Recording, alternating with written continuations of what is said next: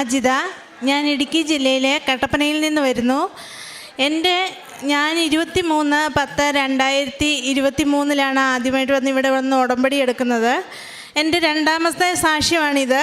ആദ്യം ഞാൻ വന്നത് എൻ്റെ ചേച്ചിയുടെ ഭർത്താവിന് ക്യാൻസറായിട്ട് സൗഖ്യം പ്രാപിച്ചത് പറയാനായിട്ടായിരുന്നു. ഇപ്പോൾ ഞാൻ എൻ്റെ മക്കളുടെ കാര്യത്തിന് വേണ്ടിയിട്ടാണ് വന്നത്. എൻ്റെ മൂത്ത മകന് ജർമ്മൻ ലാംഗ്വേജ് പഠിക്കുമായിരുന്നു. അവന് 3 വർഷമായിട്ട് പഠിക്കുകയും 2 വർഷത്തോളമായിട്ട് ജോലി ചെയ്യുകയും ചെയ്യുമായിരുന്നു.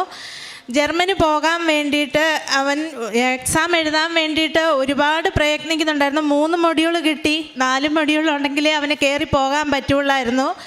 എക്സാമിന് ഡേറ്റ് കിട്ടുന്നില്ലായിരുന്നു. അപ്പോൾ 3 മൊഡ്യൂൾ വെച്ച് കയറി പോകാൻ പാടായിരുന്നു. 4 എണ്ണം ഉണ്ടെങ്കിൽ മാത്രമേ അവിടെ ചെന്ന് അവന് നേഴ്സിംഗ് പഠിക്കുന്നതിന് സാധിക്കുള്ളായിരുന്നു. ഒരുപാട് പ്രാർത്ഥിച്ചാണ് അവന് എക്സാമിന് എഴുതാൻ വേണ്ടിയിട്ട് ഡേറ്റ് എടുക്കാൻ വേണ്ടിയിട്ട് ഞാനിവിടെ വന്ന് ഉടമ്പടി എടുക്കുന്നത്. ഉടമ്പടി എടുത്തു കഴിഞ്ഞ് 3 മൊഡ്യൂൾ കിട്ടുന്നത്.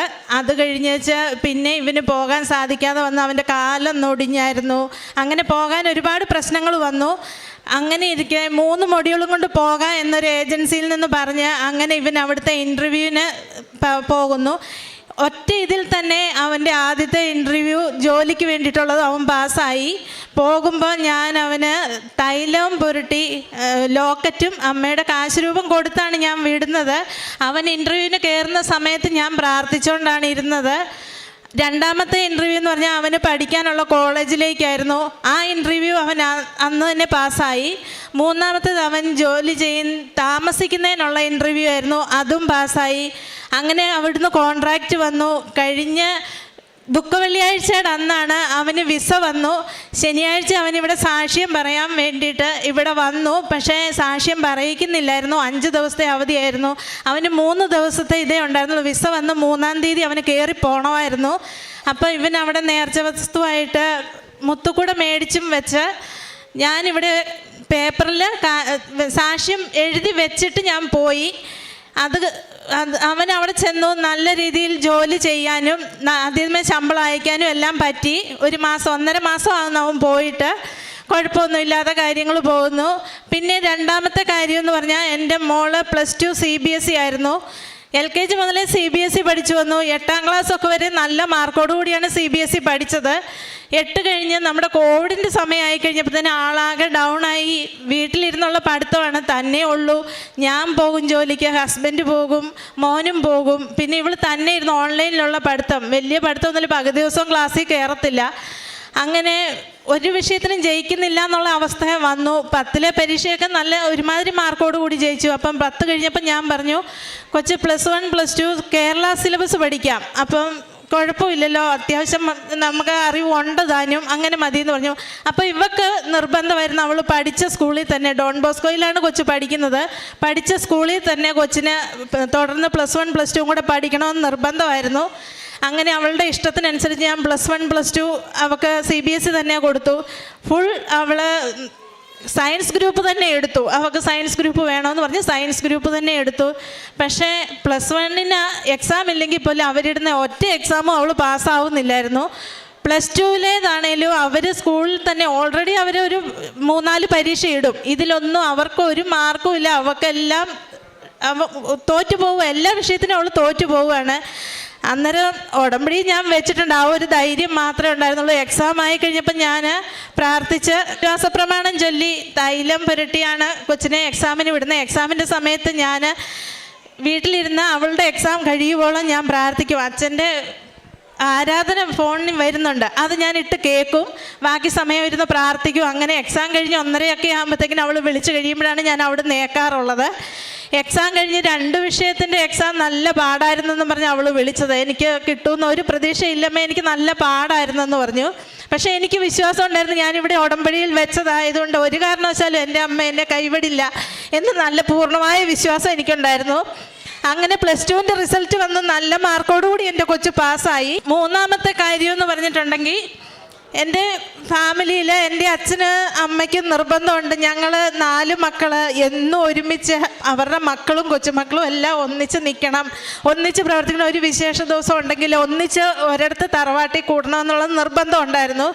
ചെറിയൊരു ഇഷ്യൂവിൻ്റെ പുറത്ത് ചേട്ടനും അനിയനും തമ്മിൽ ഒരു ഇഷ്യൂ ഉണ്ടായിട്ട് ഒരു കാരണവശാലും ഇവർ തമ്മിൽ അങ്ങോട്ടും ഇങ്ങോട്ടും കയറി ചെല്ലാതായി. അതിന് നല്ലപോലെ വിഷമം, എൻ്റെ അച്ഛൻ്റെ മനസ്സിൽ വിഷമം ഉണ്ടായിരുന്നു. ആ വിഷമം എനിക്കറിയാം ശരിക്ക്. അപ്പം ഞാൻ പറഞ്ഞു, ഒന്നുകൊണ്ടും പേടിക്കണ്ട, ഞാനിങ്ങനെ കൃപാസനത്തിൽ വന്ന് ഉടമ്പടി എടുത്തിട്ടുണ്ട്, ഉടമ്പടിയിൽ അച്ഛൻ്റെ നിയോഗം ഞാൻ വെച്ചിട്ടുണ്ട്, വിഷമിക്കേണ്ട, എല്ലാം ശരിയാവും എന്ന് പറഞ്ഞു. കഴിഞ്ഞ ഈസ്റ്റർ മുതൽ ചേട്ടൻ്റെ അടുത്തേക്ക് അനിയൻ ചെന്ന എല്ലാ വിഷമങ്ങളും പറഞ്ഞു തീർത്ത് അവരൊന്നിച്ചു പോയി. അത് കഴിഞ്ഞുള്ള പരിപാടികളിലെല്ലാം അവരൊന്നിച്ച് തന്നെ മുമ്പോട്ട് നിൽക്കുന്നു. എല്ലാ ഇതിനും എൻ്റെ അമ്മയ്ക്കും തിരുക്കുമാരനും ഞാൻ നന്ദി പറയുന്നു. ഞാൻ കാരുണ്യ പ്രവർത്തനം ചെയ്തതെന്ന് പറഞ്ഞാൽ പേപ്പർ ഇവിടുന്ന് കൊണ്ടുവന്ന എല്ലാം ഞാൻ വിതരണം ചെയ്യുമായിരുന്നു. പിന്നെ എൻ്റെ വീടിനടുത്ത് തന്നെ ശാരീരിക മാനസിക വൈകല്യം ഉള്ളവരെ നോക്കുന്ന ഒരു ആശ്രമമുണ്ട്, സ്നേഹാശ്രമം എന്നും പറഞ്ഞാൽ 10-200 അന്തേവാസികളുണ്ട് അവിടെ. അവർക്ക് ഞാൻ എല്ലാ മാസവും 50 കിലോ അരി വെച്ച് മേടിച്ചു കൊണ്ടേ കൊടുക്കും. പിന്നെ എല്ലാ വെള്ളിയാഴ്ചയും അവിടെ പ്രതീക്ഷാഭവൻ എന്നും പറഞ്ഞുകൊണ്ട് അവിടേക്ക് പൊതിച്ചോറ് ഞാൻ കെട്ടിക്കൊടുക്കും. അങ്ങനെയാണ് ഞാൻ പ്രേക്ഷിത പ്രവർത്തനം ചെയ്തുകൊണ്ടിരുന്നത്. ഞാൻ പ്രാർത്ഥന ചൊല്ലിക്കൊണ്ടിരുന്നത് 5:30 ആകുമ്പോഴത്തേക്കിന് ഞാൻ ഇവിടുത്തെ പ്രാർത്ഥന ചെല്ലും. അത് കഴിഞ്ഞേച്ച് ഞാൻ പിന്നെ എനിക്ക് 8:30 ആകുമ്പോൾ ജോലിക്ക് കയറണം. 7:30 വരെ ഞാൻ അച്ഛൻ്റെ ആരാധന ഫോണിൽ വെച്ച് കേട്ടുകൊണ്ട് നടന്നാണ് ഞാൻ ജോലി ചെയ്തുകൊണ്ടിരുന്നത്. വൈകിട്ടാണേലും ഞാൻ വന്നു കഴിഞ്ഞ് 6:30 കഴിഞ്ഞ് ഞാൻ സാക്ഷ്യങ്ങളും ആരാധനകളും എല്ലാം കേട്ടുകൊണ്ട് തന്നെ ഇരുന്ന ആ രീതിയിലാണ്. വിശ്വാസം വഴി കൃപയാലാണ് നിങ്ങൾ രക്ഷിക്കപ്പെട്ടത്. അത് നിങ്ങൾ നേടിയെടുത്തതല്ല, ദൈവത്തിൻ്റെ ദാനമാണ്. എഫെസൂസുകാർക്ക് എഴുതിയ ലേഖനം 2:8 തിരുവചനമാണ്.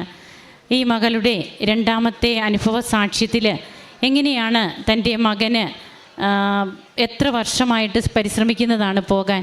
അജിത, എത്ര വർഷമായിട്ട്? 3 വർഷമായിട്ട് കൊച്ചു പോകാൻ വേണ്ടിയിട്ട് നിൽക്കുമായിരുന്നു.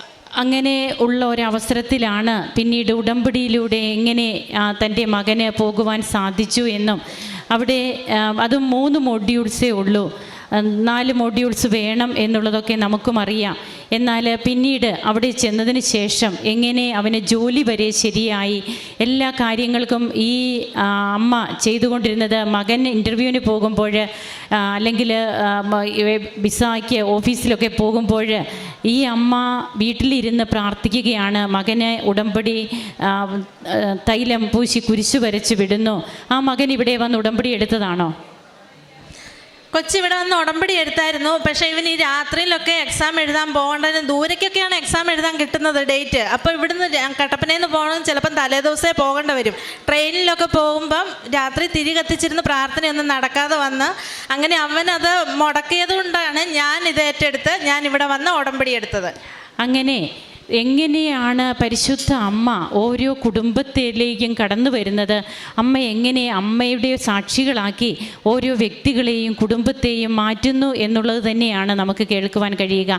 തൻ്റെ മകളുടെ CBSE എക്സാമിൻ്റെ കാര്യവും തൻ്റെ കുടുംബം എങ്ങനെ ഒന്നിക്കുവാൻ കാരണമായി, അതിനൊക്കെ ഈ മകൾ ചെയ്യുന്ന കാരുണ്യ പ്രവർത്തികൾ എന്തെല്ലാമാണ് ചെയ്തത്? കൃപാസന പത്രം ഒക്കെ എങ്ങനെയാണ് കൊടുക്കുവാനായിട്ടൊക്കെ സമയമെടുക്കുന്നത്? അതിനു വേണ്ടിയിട്ട് നമ്മുടെ ആരോഗ്യവും സമയവുമൊക്കെ നാം എന്തുമാത്രം ഇൻവെസ്റ്റ് ചെയ്യുന്നു ഈശോയെ കൊടുക്കുവാൻ, അതാണ് നാം ശ്രദ്ധിക്കേണ്ടത്. അങ്ങനെ ഈശോയെ കൊടുക്കുവാനായിട്ട് ഓടി നടക്കുന്ന കുടുംബത്തിലേക്കാണ് അമ്മയുടെ അനുഗ്രഹ വർഷങ്ങളും ഉണ്ടാവുക എന്നുള്ളത് നമുക്ക് മറക്കാതിരിക്കാം. അത്യപൂർവ ദൈവാനുഭവങ്ങൾ ഇനി നിങ്ങൾക്കും സ്വന്തം.